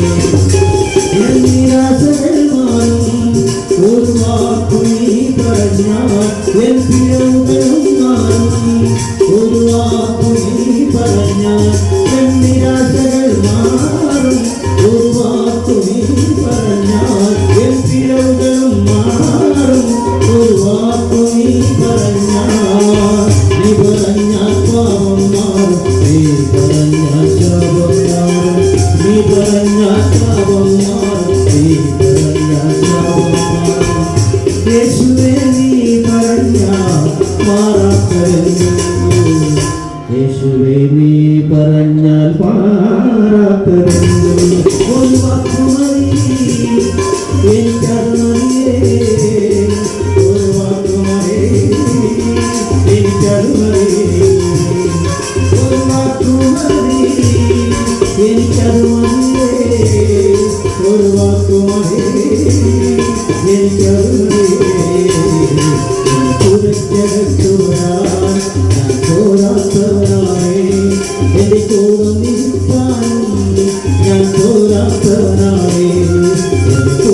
ചേർത്തുവാൻ ഞാൻ പോരാത്തവനാണേ. എന്റെ കൂടെ നിൽപ്പാൻ ഞാൻ പോരാത്തവനാണേ. ഒരു വാക്കുമതി എനിക്കറുമതിയേ, ഒരു വാക്കുമതി എനിക്കറുമതിയേ, ഒരു വാക്കുമതി എനിക്കറുമതിയേ, ഒരു വാക്കുമതി എനിക്കതു മതിയേ.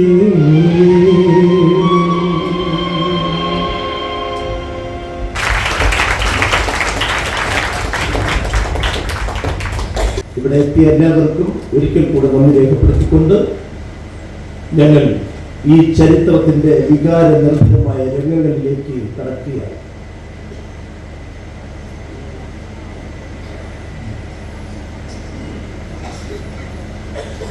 ഈശോയും അപ്പോസ്തലന്മാരും ചെന്നത് യെരുശലേമിലെ ദൈവാലയത്തിൽ.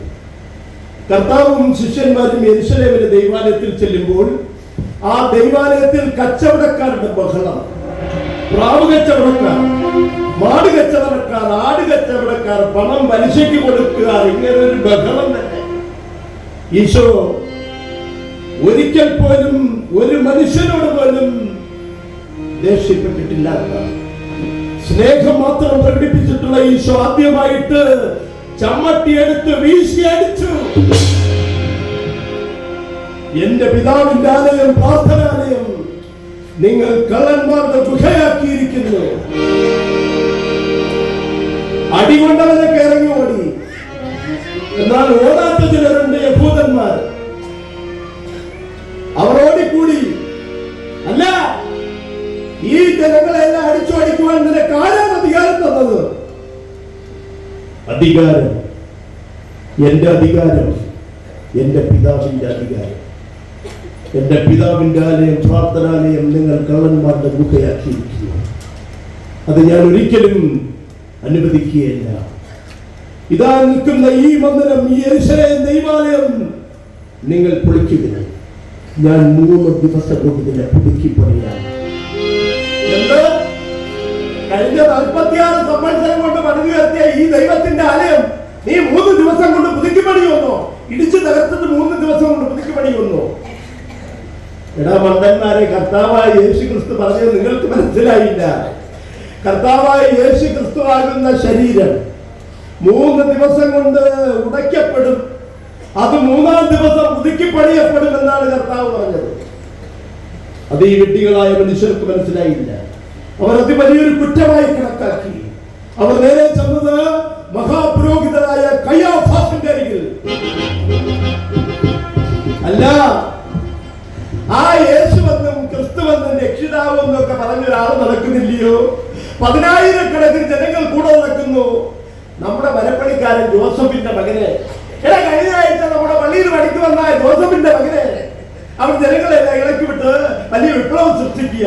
അവനെ പിടിച്ചു കെട്ടിയില്ല എങ്കിൽ നമ്മുടെ എല്ലാ പദ്ധതികളും പൊളിയും. എന്താ പദ്ധതി? കള്ളക്കണക്ക് എഴുതുക, പള്ളിയിൽ നിന്നും കാണിക്ക മോഷ്ടിക്കുക, ഇതൊക്കെയാണ് പദ്ധതി. ഇതൊക്കെ പൊളിയുമെന്നാണ് പറഞ്ഞത്. അങ്ങനെയാണോ? എങ്കിൽ എത്രയും വേഗം അവനെ പിടിച്ചു കെട്ടുക.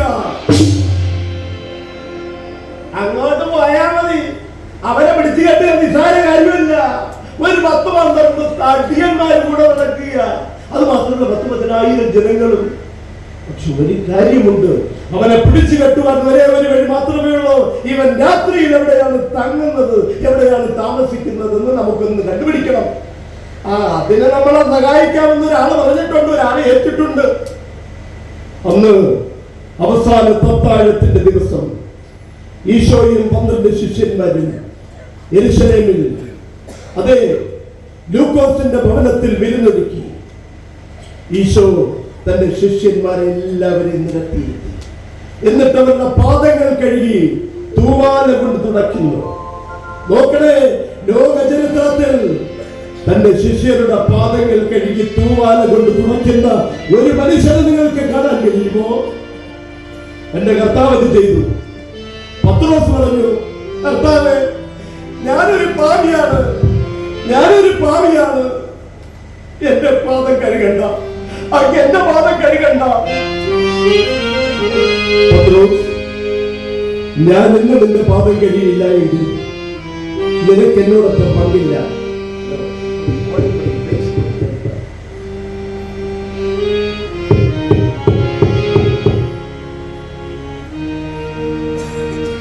ഈശോ അപ്പമെടുത്ത് വാഴ്ത്തി തന്റെ ശിഷ്യന്മാർക്ക് കൊടുത്തു. എന്നിട്ട് പറഞ്ഞു, ഇതെന്റെ ശരീരമാകുന്നു.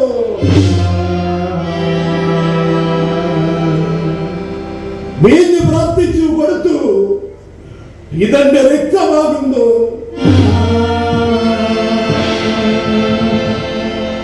പ്രിയ സ്നേഹിതന്മാരെ, ഇതെന്റെ അവസാനത്തെ രക്തം.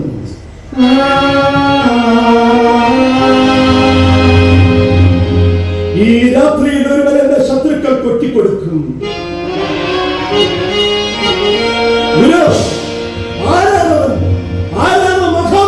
പറയൂ.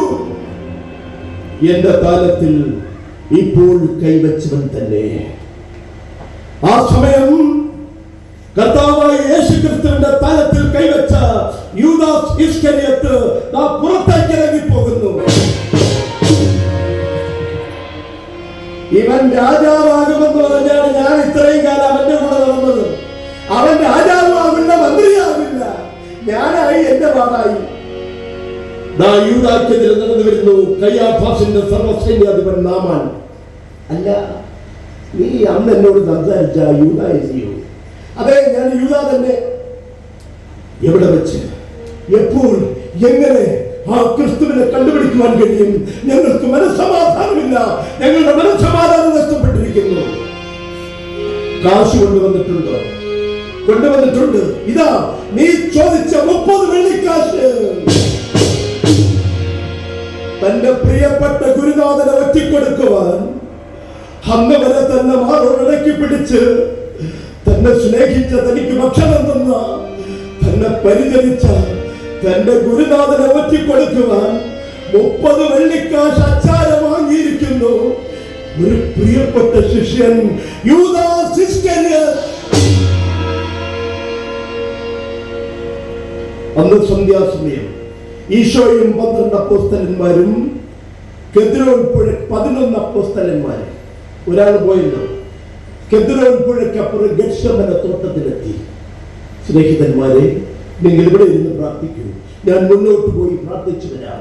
ഈശോ മണ്ണിൽ മുട്ടുകുത്തി ഹൃദയവേദനയോടെ പ്രാർത്ഥിച്ചു. പിതാവേ,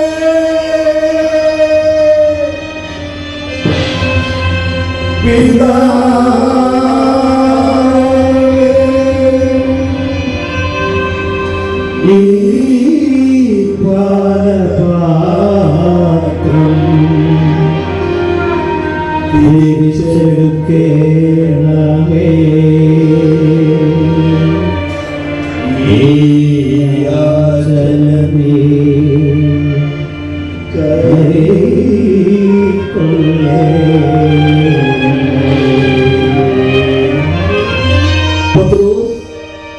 നിങ്ങൾ ഉറങ്ങുകയാണോ? ഒരു നാഴിക പോലും എനിക്ക് വേണ്ടി ഉണർന്നിരുന്ന് പ്രാർത്ഥിക്കുവാൻ നിങ്ങൾക്ക് കഴിയുന്നില്ലല്ലോ. പരീക്ഷകളിൽ അകപ്പെടാതിരിക്കുവാൻ ഉണർന്നിരുന്ന് പ്രാർത്ഥിക്കൂ. എന്റെ പുരോഹിതന്മാർ പിടിച്ചു കെട്ടുവാനുള്ള സമയമായി. കർത്താവേ, അങ്ങ് എന്താ ഈ പറയുന്നത്? ഞങ്ങൾക്കൊന്നും മനസ്സിലാകുന്നില്ല. ഈ പത്രോസ് ജീവിച്ചിരിക്കുമ്പോ അങ്ങ് ആര് പിടിച്ചു കെട്ടുവാൻ? പത്രോസ്, ഇന്ന് നേരം പുലരുന്നതിന് മുൻപ് നീ എന്നെ 3 വട്ടം തള്ളി പറയുന്നു. ഇല്ല, ആര് തന്നെ അങ്ങയെ തള്ളി പറഞ്ഞാൽ ഈ പത്രോസ് തള്ളി പറയുകയല്ല.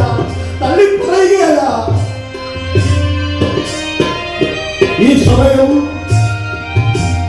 ആയുധങ്ങളും ബന്ധങ്ങളും വഴിപാടുകളുമായി കടന്നു വരുന്ന റോമൻ പടയാളികൾ, കയ്യാഫാസിന്റെ പടയാളികൾ അർദ്ധരാത്രിയിൽ ചൂട്ടുകെട്ടുമായി വരികയാണ്. എല്ലായിടവും നിറഞ്ഞ അന്ധകാരം. ഒരാൾക്ക് മാത്രം അറിയാം തന്റെ ഈശോയെ.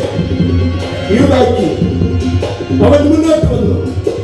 അർദ്ധരാത്രിയിൽ, അരണ്ട വെളിച്ചമുള്ള രാത്രിയിൽ, ആ തീപത്വത്തിന്റെ മാത്രം വെട്ടമുള്ള രാത്രിയിൽ അവൻ ഈശോയെ വാരി പിളർന്നു, ചുംബിച്ചു. യൂദ, സ്നേഹിത, നീ എന്നെ ചുംബിച്ചുകൊണ്ടാണോ ഇവർ കൊറ്റിക്കൊടുക്കുന്നത്? ഇവൻ തന്നെ പിടിച്ച് കെട്ടവനെ. പത്രോസ് തലയിൽ നിന്നും വാൾ വലിച്ചൂരി റോമൻ പടയാളികളുടെ ഒരുവന്റെ കാതടുത്ത് നിലച്ചിട്ടു. ഈശോ കാതെടുത്തു അവനെ സൗഖ്യമാക്കി. പത്രോസ് വാളുറയിലിടുക, വാളെടുക്കുന്നവരെല്ലാം വാളാൽ മരിച്ചു പോകുന്നു. ഈശോയുടെ കൈകൾ പുറകെ ബന്ധിച്ചു. മഹാപുരോഹിതനായ കയ്യാഫാവിന്റെ ദർബാർ ഹാളിൽ ആ രാത്രിയിൽ കൊണ്ടുവന്നു. ആ പാതിരാനേരം കയ്യാഫാവിന്റെ ദർബാറിനുള്ളിൽ ആരാധന മഹാരഥൻ മിശിഹ മൗനിയായി നിശ്ചലം നിന്ന്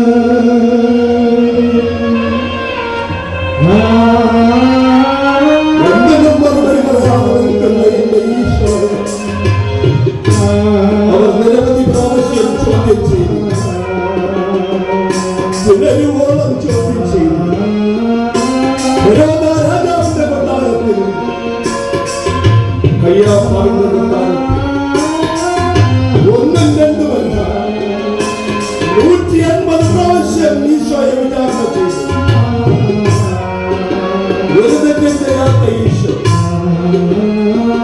നമ്മുടെ ശിരസ്കരായി നിൽക്കുന്നു, ഒന്നും പറയാതെ നിൽക്കുന്നു. ഇന്നേ ദിവസം നേരെ പ്രഭാതമായി റോമാ ഗവർണർക്ക് മാത്രമേ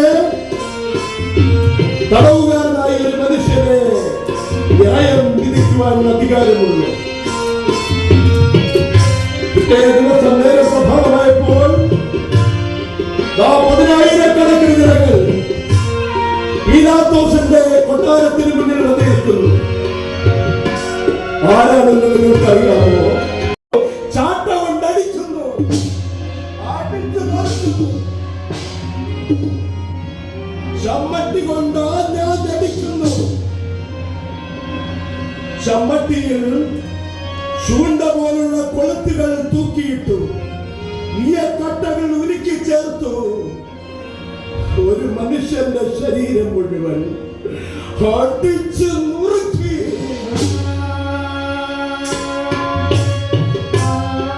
ആ ശരീരത്തിലെ മാംസമെല്ലാം തടഞ്ഞു വരുന്നു. ആ ശരീരം വിടവുച്ചാൽ പോലെയാണ്.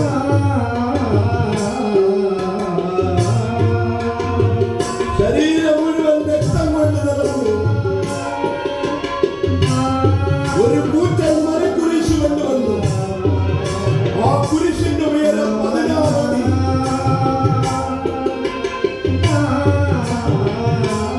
എട്ടിഞ്ച് ഘനമുള്ള കൂറ്റൻ കുരിശ് ഈശോയുടെ ചുമലിൽ വെച്ചു. ഒരു മുൾക്കിരീടം കൊണ്ടുവന്നു ഈശോയുടെ തലയിൽ വെച്ചു. ആ മുൾക്കിരീടത്തിൽ ആഞ്ഞടിച്ചു. കണ്ണുകളിലൂടെ, ശിരസിലൂടെ തറച്ചു മുള്ളുകൾ കയറി രക്തം വാർന്നൊലിക്കുന്നു. 150 കിലോ ഭാരമുള്ള കുരിശ് ചുമക്കാൻ കഴിയാതെ മൂന്നുവട്ടം മണ്ണിൽ കമഴ്ന്നു വീണു. അപ്പോഴും തമ്മട്ടി വന്നടിക്കുന്നു. 17 പ്രാവശ്യം ഒരിത്തിനായി ഈശോ യാചിച്ചില്ല. ആ നാവുകൾ ദാഹിച്ചു. എന്റെ ഈശോ യാചിച്ചില്ല. രക്തത്തിൽ കുളിച്ചതാ വരുന്നു ഈശോ. കുരിശേന്തി ഇതുവഴി എത്തുന്ന ദൈവത്തിൽ പ്രിയപുത്രനായവൻ യേശുദേവൻ. കുരിശേന്തി ഇതുവഴി എത്തുന്ന ദൈവത്തിൽ പ്രിയപുത്രനായവൻ യേശുദേവൻ.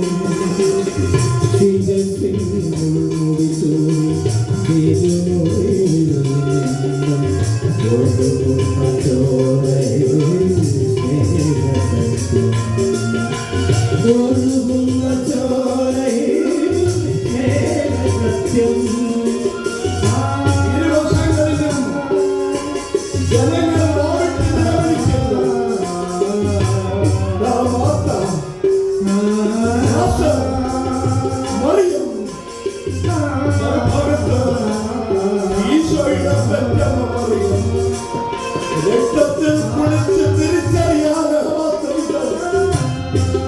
ശരീരവും എന്റെ ഈശോയെ ആ പെറ്റമ്മ അവസാനമായി വിളിച്ച് പൊന്നുമോനെ.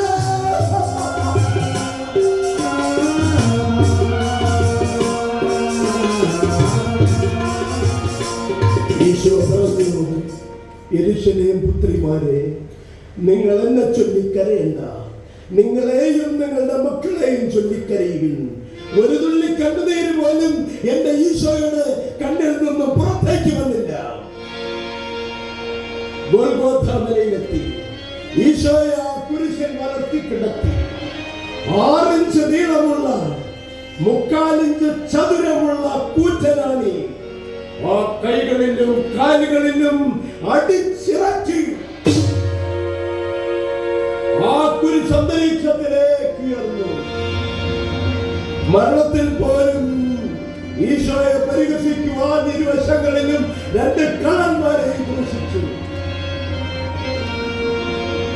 ദൂതന്മാർ ആകാശത്ത് നോക്കി നിൽക്കുന്നു. ഇത് കണ്ട പ്രപഞ്ചം ഇരുണ്ട് വ്യാപിച്ചു തുടങ്ങി. പ്രപഞ്ചം നിശ്ചലമായി. ഒരു ജീവികൾ പോലും ചലിക്കുന്നില്ല, ഒരു പക്ഷികൾ ചിലയ്ക്കുന്നില്ല, ഒരു മൃഗങ്ങൾ ചലിക്കുന്നില്ല, പ്രപഞ്ചത്തിൽ ഒരു മനുഷ്യനും ചലിക്കുന്നില്ല. സമയം 3 മണി. പക്ഷെ 3 മണിയൊന്നും പറയാൻ പറ്റില്ല, കാരണം എല്ലായിടും അന്ധകാരം. ഈശോ ഒരു നിമിഷം മുകളിലേക്ക് നോക്കി,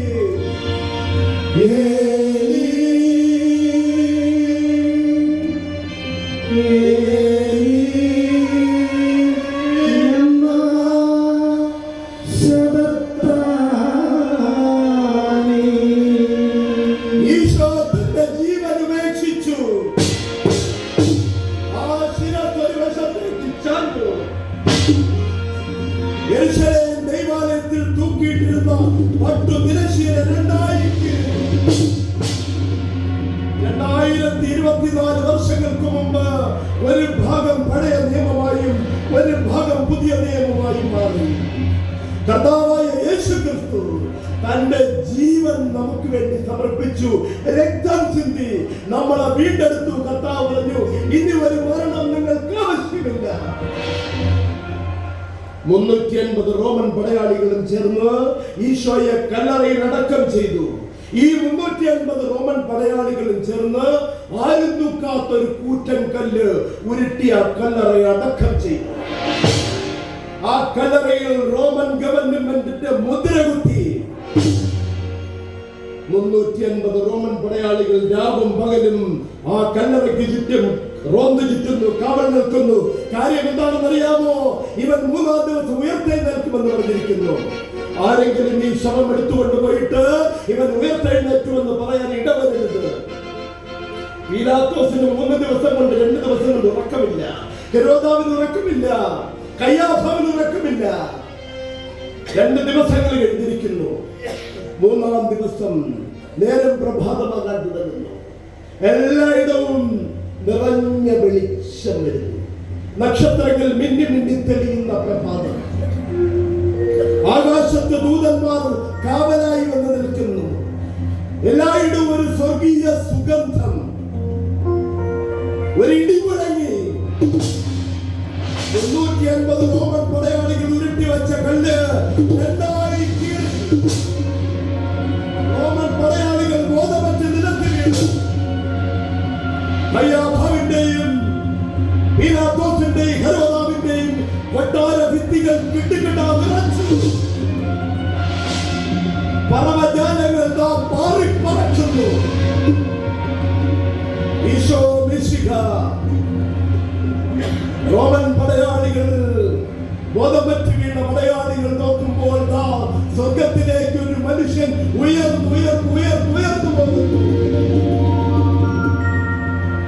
സ്വർഗാരോഹണം ചെയ്ത ഈശോ ഭൂമി അനുഗ്രഹിച്ചുകൊണ്ട് അവസാനമായി പറഞ്ഞു, അല്ലയോ അനീതി അനീതി ചെയ്യുന്നവരെ ഇനിയും നിങ്ങൾ അനീതി ചെയ്യുമെന്ന്. അല്ലയോ ഒഴുക്കാടുന്നവരെ ഇനിയും നിങ്ങൾ അഴുക്കാടുവിൻ. അല്ലയോ നീതിമാന്മാരായി ആരെങ്കിലും ഉണ്ടെങ്കിൽ നീതിമാന്മാരെ ഇനിയും നിങ്ങൾ നീതി ചെയ്യുവിൻ. ഞാനിതാ വേഗം വരുന്നു. ഓരോരുത്തരും അവനവന്റെ പ്രവൃത്തിക്ക് തക്കവണ്ണം പ്രതിഫലം കൊടുക്കാൻ ആദിയും അന്ത്യവും ആൽഫയും ഒമേഗയും ഞാൻ തന്നെ. ഈശോയുടെ ജീവചരിത്രം ഇവിടെ അവസാനിക്കുന്നില്ല. എന്നാൽ ഞാൻ ഇപ്പോൾ ഇവിടെ ഈ ചരിത്രം ഇങ്ങനെ അവസാനിപ്പിക്കുന്നു. നന്ദി, നമസ്കാരം.